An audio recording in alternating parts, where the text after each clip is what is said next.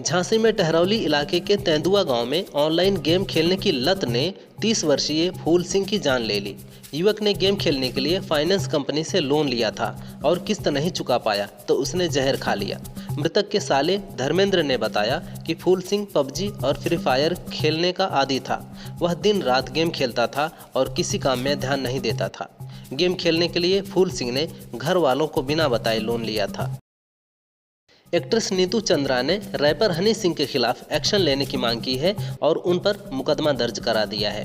उन्होंने हनी सिंह के गाने मैनिएक को भी घटिया बताया है।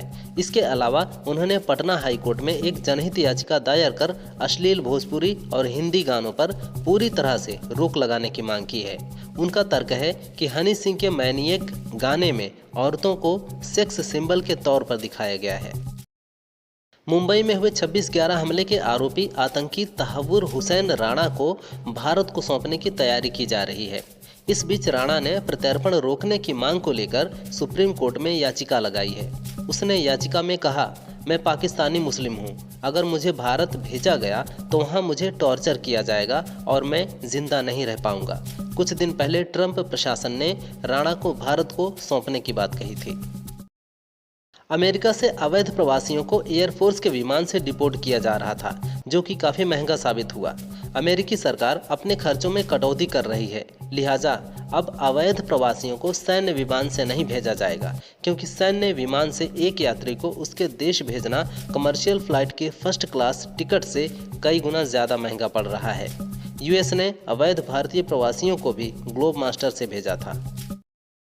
रमज़ान माह में मोहम्मद शमी द्वारा इंडिया बनाम ऑस्ट्रेलिया मैच के समय जूस पीने के मामले में सहारनपुर के देवबंदी उलेमा मौलाना कारी इसहाक गोरा ने प्रतिक्रिया दी है।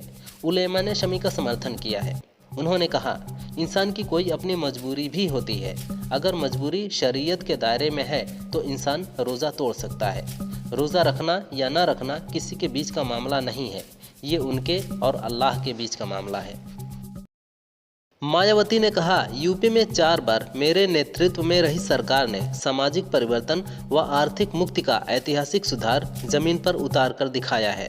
वर्तमान सरकार यूपी को देश का ग्रोथ इंजन होने का दावा करते हुए नहीं थकती है। आबादी के हिसाब से देश के सबसे बड़े राज्य होने के बावजूद यहाँ शिक्षा, स्वास्थ्य, सड़क, बिजली, पानी आदि बुनियादी ज़रूरतों की दुर्दशा है। यह स्थिति किसी से छिपी नहीं है। मोहम्मद शमी द्वारा इंडिया ऑस्ट्रेलिया मैच के समय जूस पीने के मामले में यूपी कांग्रेस अध्यक्ष अजय राय ने मौलाना शहाबुद्दीन रजवी बरेलवी को जवाब दिया है। अजय राय ने कहा, जो खिलाड़ी मैदान में कड़ी मेहनत कर रहा है वो देश के लिए काम कर रहा है। हम चाहे किसी भी धर्म या मजहब के हों, हम अपने समाज के लिए, राष्ट्र के लिए काम करते हैं। शमी देश के लिए काम कर रहे हैं। निश्चित रूप से पूरा देश शमी के साथ खड़ा है। एएमयू में होली का कार्यक्रम आयोजित करने की प्लानिंग कर रहे स्टूडेंट्स को मौलाना शहाबुद्दीन ने नसीहत दी है। मौलाना ने कहा, एएमयू में हिंदू व मुसलमान सभी धर्म के लोग पढ़ते हैं। यूनिवर्सिटी में मुस्लिम छात्र बहुसंख्यक हैं, इसलिए वहां होली ना खेली जाए। छात्रों ने होली मनाने की परमिशन मांगी है और उन्हें परमिशन नहीं दी गई है। हिंदू छात्रों को इस बात को देखना चाहिए कि वहाँ बहुसंख्यक आबादी किसकी है।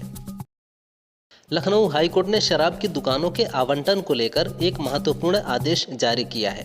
कोर्ट ने कहा, लॉटरी के माध्यम से हो रही आवंटन प्रक्रिया न्यायालय के अंतिम निर्णय के अधीन रहेगी।